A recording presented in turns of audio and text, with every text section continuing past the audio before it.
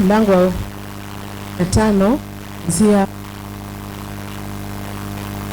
tasoma. Akafa, nao Israeli wote kusanyika na kumwomboleza, wakamzika nyumbani kwake huko Rama. Kisha Daudi akateremka kwenye jangwa la Maoni. Mtu mmoja huko Maoni aliyekuwa na makao huko Karmeli alikuwa tajiri sana.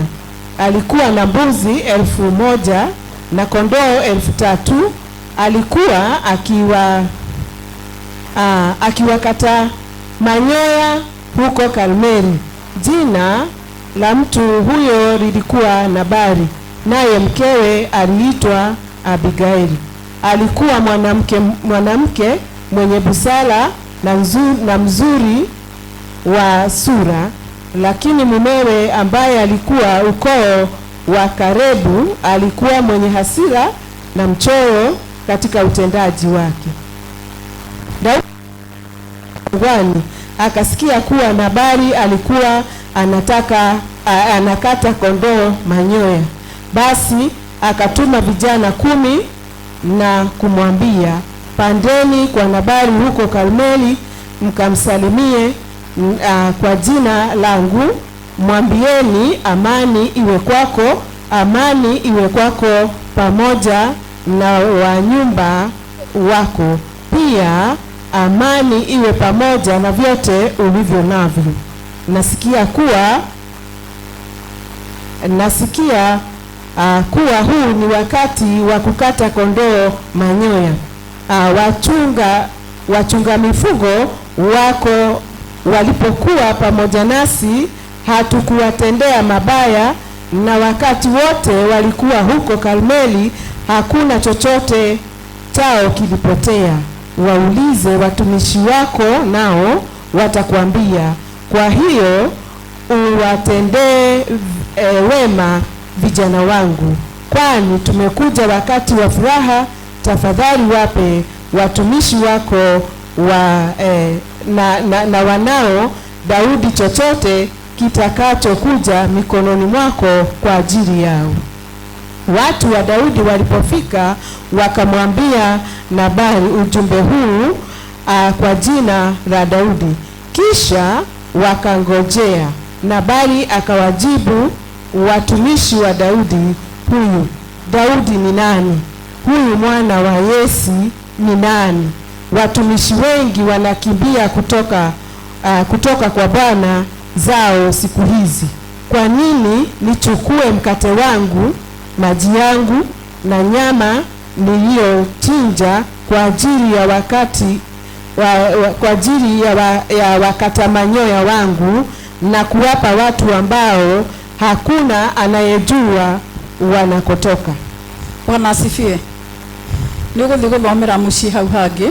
Utaenda kusomea nyumbani ni ndo wa mahinda kwa sababu ya wakati. Mwathani arogocwo. Bwana asifiwe. Wanathoma rugano rũu rwa Nabali na Daudi. Umesoma hiyo hadithi ya Nabali na Daudi. Uria Daudi atumire andu ake mathie kwa Nabali. Vile Daudi alivyotuma watu wake waende kwa Nabali. Mathie makahoa irio ili waende wapewe vyakula. Mwathani arogocwo. Bwana asifiwe. No Nabali ni arumire andu acio a David. Lakini Nabali aliwanenea vibaya wale watu wa Daudi. Daudi akaigua uru muno. Na Daudi akahisi vibaya sana. Mwathani arogocwo. Bwana asifiwe. No hariana kiacio marutaga wira kwa Daudi. Lakini katikati ya vijana waliofanya kazi kwa Daudi, akaigua mundu mwe weheteirwo, ikasikika mmoja ambaye iliapwa kumhusu, agitengera akira mutumia wa Daudi, na akakimbia akamwambia mkewe Nabali. akira mutumia wa Nabali, akakimbia na kumwambia mke wa Nabali.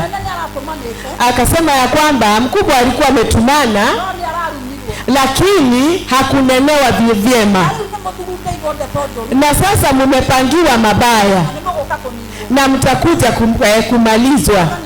Bwana asifiwe. Mkewe Nabali, maana alikuwa mama mwenye hekima, hivyo vitu ambavyo Daudi alikuwa ameagizia alienda na hakumfahamisha mumewe. Akaenda akachukua punda zake akaweka vyakula vile ambavyo huwa tunaweka vyakula na vitu vyote vya kwenda kuwasilisha mbele ya mfalme. Bwana asifiwe. Maana alikuwa na hekima ya kweli.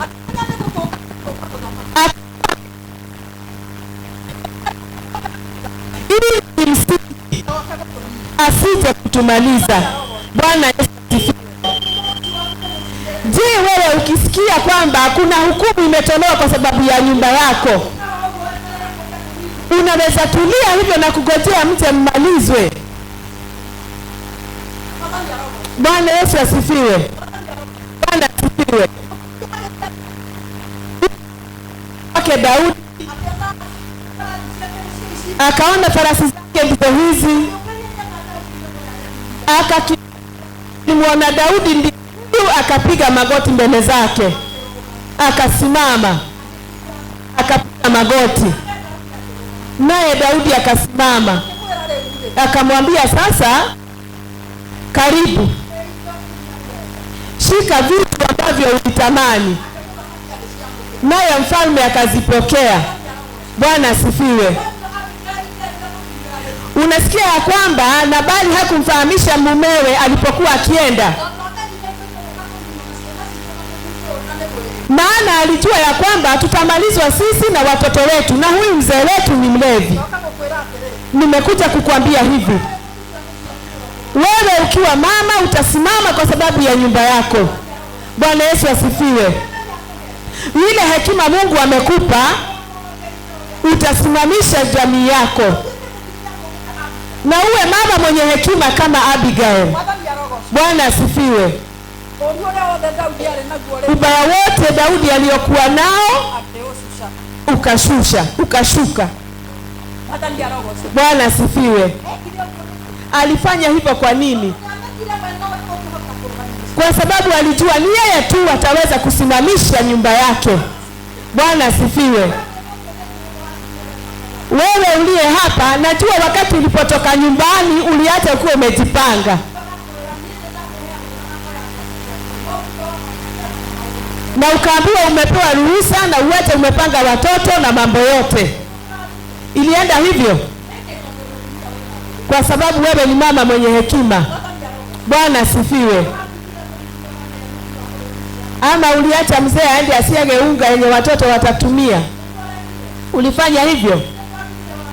Si uliacha ukiwa umesiaga na ukatimba viazi ya watoto ya kula, ili ukija uweze kusikiza kile kinachofundishwa. Hekima inahitajika ili uweze kushinda. Bwana asifiwe. Abigail alifanya hivyo maana alikuwa na uvumilivu na alikuwa na roho wa kuelewa, na alikuwa na hekima iliyokuwa juu sana. Nikuulize hivi dada yangu, uwe na hayo yote ili uweze kushinda. Bwana asifiwe. Na kuna mwingine alikuwa na uvumilivu, alikuwa anaitwa Moses. Aliwaongoza wana wa Mungu katika kunyenyekea na hekima. Huyu Yesu tunayemwamini alipata uvumilivu mwingi ili tupatikane katika ufalme wake, na pia akawaosha miguu wanafunzi wake. Aliwaosha sababu ya vile alivyokuwa na uvumilivu mkuu, kuonyesha ya kwamba ama kudhihirisha ya kwamba lazima unyenyekee ndiyo Mungu ajidhihirishe. Kulikuwa na yule mtu aliyepata mtu akiwa amepigwa na wakora,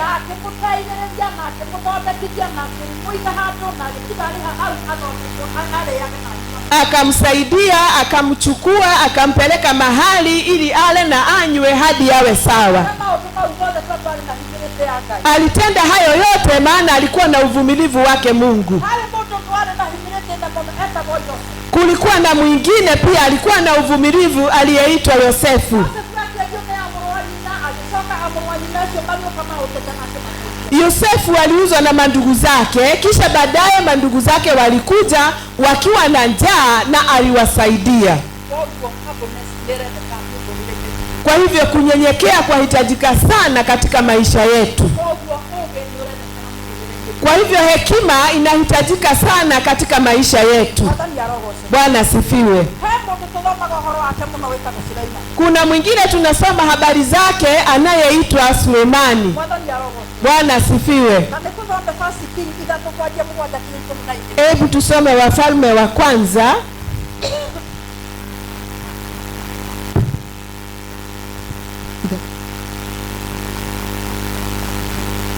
Wafalme wa Kwanza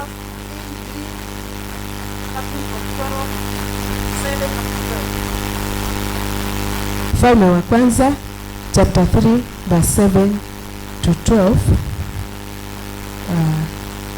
Sasa Bwana Mungu wangu, umefanya mtumishi wako mfalme badala ya baba yangu Daudi, lakini mimi ni mtoto mdogo tu, wala sijui jinsi ya kutekeleza wajibu wangu. Mtumishi wako yupo hapa miongoni mwa watu uliowachagua, taifa kubwa, watu wengi wasioweza kuhesabika wala kutoa idadi yao. Hivyo mpe mtumishi wako moyo wa ufahamu, ili kutawala watu wako kwa kupambanua kati ya mema na mabaya. Kwa maana ni nani awezaye kutawala watu wako hawa walio wengi hivi? Amen. Huyu ni Solomoni wakati alipomwomba Mungu hekima. Bwana asifiwe.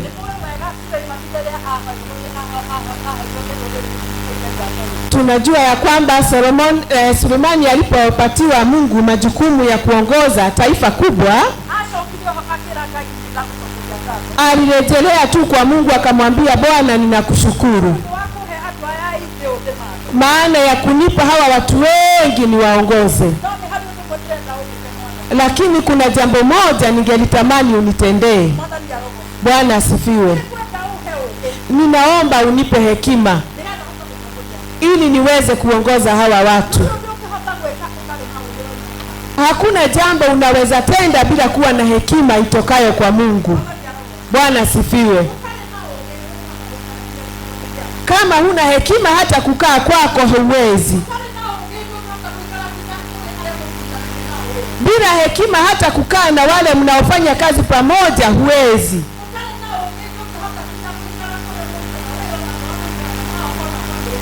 Bila hekima hauwezi kufanya kazi, hata kukaa na wale ambao mnakaa nao. Kwa hivyo heri kumwomba Mungu hekima itokayo kwake, ili Mungu akutumikie na ajidhihirishe kwako. Bwana asifiwe. Na ujue hekima ni ya maana. Wakati Sulemani alipopewa hekima, utaenda kusoma ukifika nyumbani, usome Wafalme wa Kwanza 3 mstari wa 16 hadi 28. Wakati wale wamama wawili walipata watoto wakati mmoja.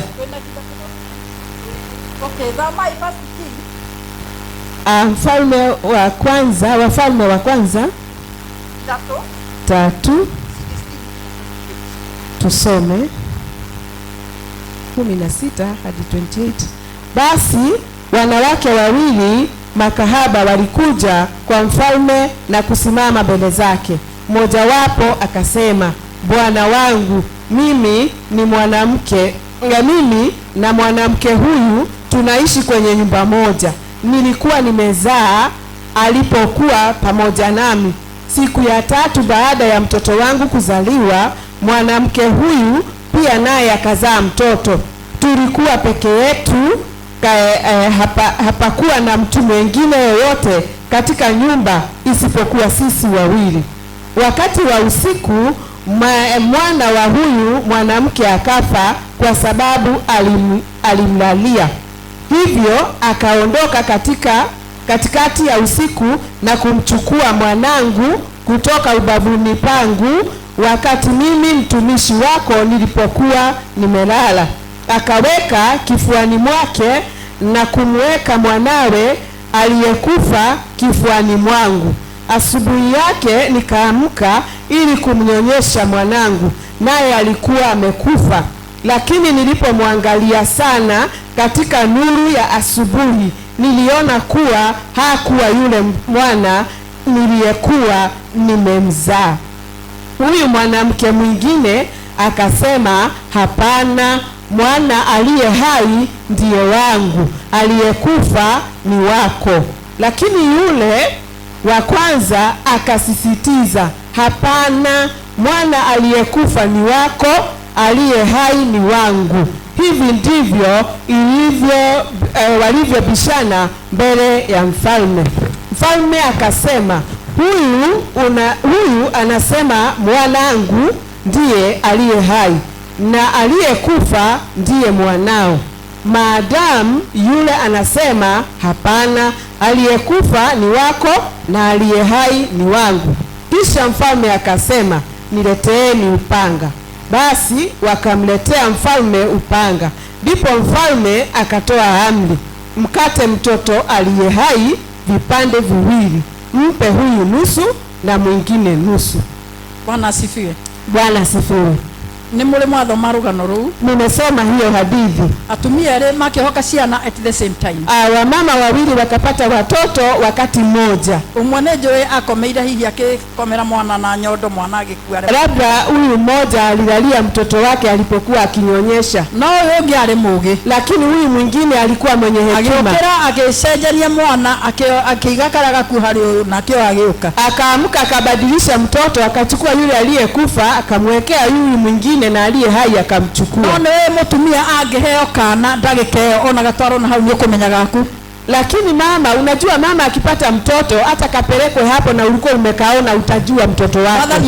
Bwana Yesu asifiwe. Tuko katika tu ile hekima ya kweli. Bwana asifiwe. Bwana asifiwe. Mahinda marĩa mũthamaki akinyĩirwo nĩ ndeto ti Sulaimanire. Wakati huu ujumbe ulimfikia Sulemani, tondũ arĩ na ũũgĩ ũrĩa wa marĩ, kwa sababu alikuwa na hekima ya kweli. Ũrĩa ahoete harĩa mbere, yule aliyeomba pale alipotangulia. Mahinda marĩa ndĩthimaga cira ũcio harĩa wakinyĩire ũgĩkinyĩra Sulaimanire. Ninapopima hiyo kesi wakati ilipokuwa kabla imfikie Sulemani, nĩ wathiĩte mũno, ilikuwa imeenda sana. Tiguo arĩa ithe witũ. Si ndio wadada? Tũcira tũnini tũkaga gwĩcibũ ithe tiguo. Tumambo tudogo huwa tunakuja kwa chief. Tũgoka he DO. Tunakuja kwa DO. Tugoka kwa DC. Tunakuja kwa DC. Tugoka kwa PC arĩa maretagwo tene. Tunakuja kwa PC vile tulikuwa tukiwaita kitambo. Gagakinyĩra permanent secretary.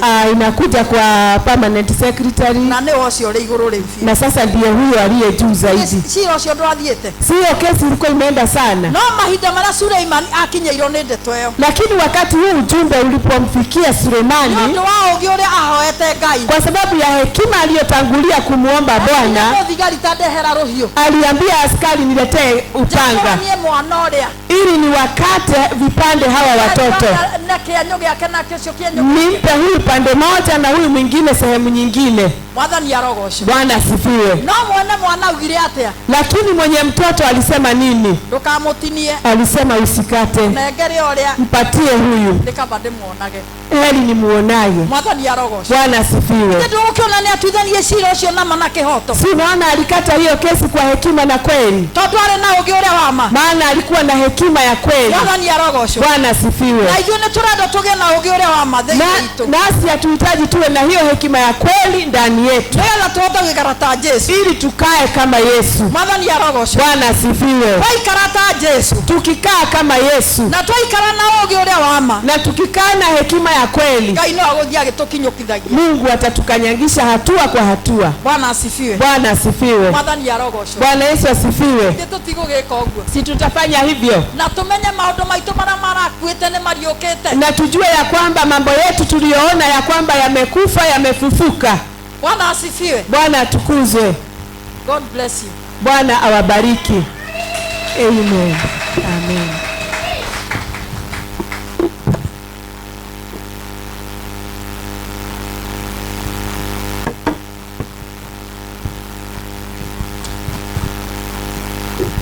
Ya makofi mazuri kwa mama wetu. Makofi mazuri. Asante. Tamkaribisha Susan Njeri mahali hapa ili atuelekeze hapo pengine. Susan.